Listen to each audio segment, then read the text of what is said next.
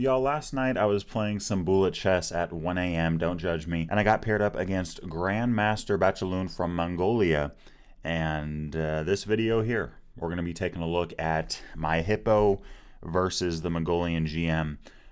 Pretty fun game, starting out with the move of knight f3, in which case I went with the usual one. But then here I switched things up because he played pawn to g3. And I'm going, you know what? I'm just going to try to sneak this b6, bishop b7 in real quickly while I can, safely. Even if you're not able to do that, like if they played g3 and then bishop g2 without the knight there, we could still pull this off. It's just going to take a little bit more work later on. Okay, but I ended up going with b6 and bishop b7 and playing from here. Also, guys, flash sale. Okay, for those of you interested in taking your hippo game to the next level, plug in the discount code of August before the end of this month, and you will get 30% off on the advanced hippo course. Okay, make sure to go check that out. Over 25 hours of content at this point in time. Hope you guys enjoy it. Thanks to the over 200 of you that have invested in it thus far. But back to the game. Here we have castling kingside, a fianchetto, and then continue with finishing out the hippo. And here knight h4 is played. I don't see this too often. The opponent looking to willingly offer up their kingside bishop for my queenside, but hey, cool with me. I end up taking that guy right off, going with knight d7, tucking the other knight. And now with d5, this is an interesting moment. I played pawn to e5, which the engine calls an inaccuracy. It's still a very playable position for black. Okay, still very playable. An inaccuracy, I don't know. That might be a little harsh in my opinion. But as y'all know, right, those of you that have the advanced course or just been watching through this channel lately, if you see the E pawn push, maybe lock it up. If you see the D pawn push, definitely lock it up, right? That's the general rule of thumb, thanks to my guy Jay. But with this move d5, there are a couple of differences. One in particular that is interesting, and that's that they don't have a knight on f3. The knight's on g2, which, let's just be honest, that's not super common to have a knight on g2. So I could castle here. And if capturing, one of my biggest concerns when it comes to this is the fact that, wait a second, this knight can come to d4 or g5 and attack the pawn. And how am I going to defend it? I could play knight c5, but that's about it, right? The king, I don't want to play king f7. And even if my king was on e8, the king can't guard that very easily. But here, the knight's not on f3. It's on g2. So, okay, they could go to f4. But now I have knight c5, and this feels comfortable to me. I mean, even if we do see the move of b4, looking to kick our knight, well, it's not going anywhere. We're going to fly our hippo bishop in. And look at that rook. That's great. Another option here, kind of a pterodactyl defense idea that I found interesting, was taking on c3 and then locking it up. And okay, they have a bishop, we don't. Do I care? Not really. Maybe I should a little bit more than I do. But at the end of the day, these pawns on the queen side are completely unable to move. Now, you could say the same thing about a lot of our pawns, but c5 is an outpost that we have that I don't really see white fighting for very well, unless, of course, they put the bishop on it. And this pawn on c4 is extremely weak as the game progresses. On the flip side, we already have great space. We have pawns facing towards the king. So I think that would have been a very playable way to go about this as well. Taking the knight, messing up that pawn structure, and then locking it up. But I locked it up, which is honestly, guys, probably what I do in a tournament game anyway. Very solid position for us. Here I ended up castling, and now with f4, I took. Okay, in general, when you're playing the hippo, King's Indian, any kind of fianchetto system, Vienna, and you have a fianchettoed bishop, often it is a good idea to take the pawn when they offer it, because your bishop gets that activity, right? Even if you have a pawn cube here, 2 versus 2, and you're trying to figure out which way to take, more times than not, you want to take away from the center so that your bishop improves. Anyway, that's what I did. And then hero g takes f4. I'm going to invite you guys to pause the video real quick. Try to find the one move that gives black a substantial edge. Not winning, but a very nice advantage. Okay, assuming you pause the video, the one move here, which thankfully I found, that gives black the advantage is f5. Okay, now I want to point something out. When it comes to this move of f5, we'll go into the benefits of it, okay? Because I want you guys to get something out of this video in terms of the general middle game strategy. But one thing that you got to look out for, in general, when you push the f-pawn, particularly when you have this moment here where you locked it up and then took, you got to be careful about knight d4 and knight g5 looking to jump right into e6.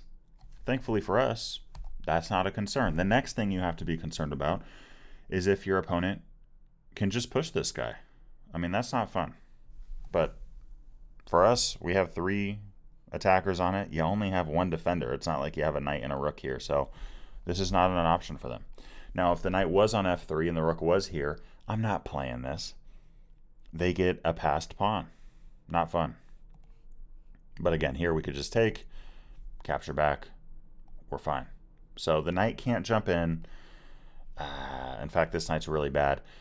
And you can't make a passer. If they took, which didn't happen, my knight could capture back. And talk about an active knight. I mean, that guy is covering a lot of ground. If they try to trade off their bad knight for my good knight, I'm okay. Let's pin that knight now. Queen e7 on the way. Keep adding pressure. This is resignable for white. That's it. In the game, bishop e3 is played. And of course, this is bullet, guys. I've used 11 seconds on the clock.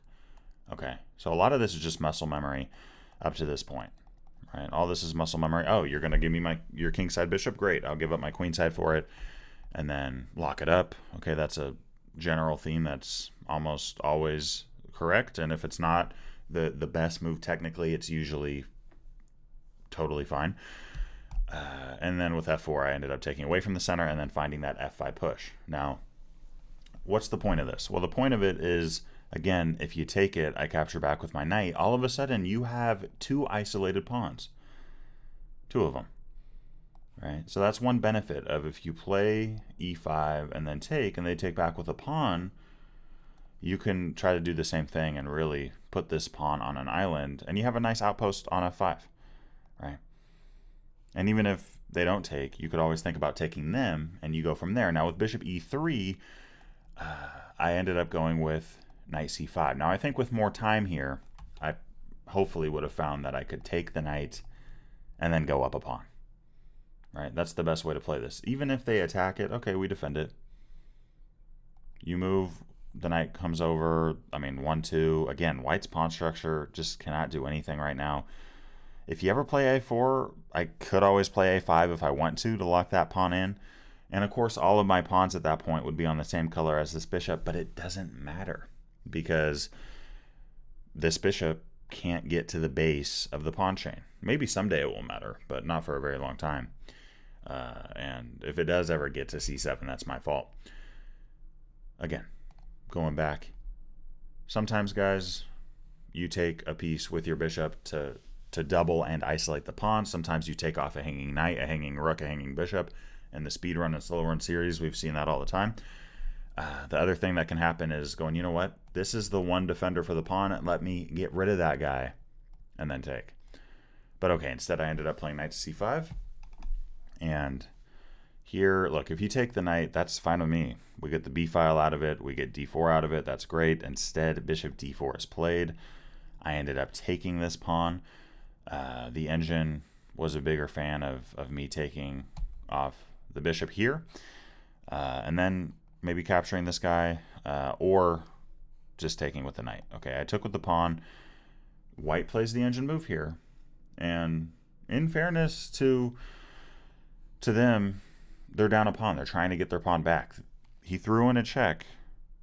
The best move, though, is b4. b4, kick my knight back, and then take this pawn. And white has a slight edge there. Instead, queen d4 is played. Okay, again, you got to push that pawn there, but instead queen d4, and then here he ends up taking the pawn. And the move here that I played, in which case white resigned, was knight f5. Okay, I don't get this super often. I've covered this concept before where you can get both of the knights here in the hippo, and I mean, they cover so many key squares. in the game. I mean, every single one of these is covered. Isn't that just crazy? And then, of course, you got coverage on the left and the right sides as well. But when you got 2 squares in between the knights, they do a great job of building this force field prism thing. And they cover so many spots. And the reason he resigned is no matter where you put the queen, it's just, yeah, you're going to lose your knight. I mean, the engine's actually thinking about taking the knight here with the queen, which kind of shocks me. But if you move the queen to f2, for example, you drop the knight. You can't move the queen anywhere right now where the knight is safe. That would keep it safe. That would keep it safe. But either one, we take it. And if you run away, then, I mean, okay, we take the knight, knight back, 1-2, very simple. We're only up 1 piece, and by only, I probably shouldn't even use that word because that's completely winning.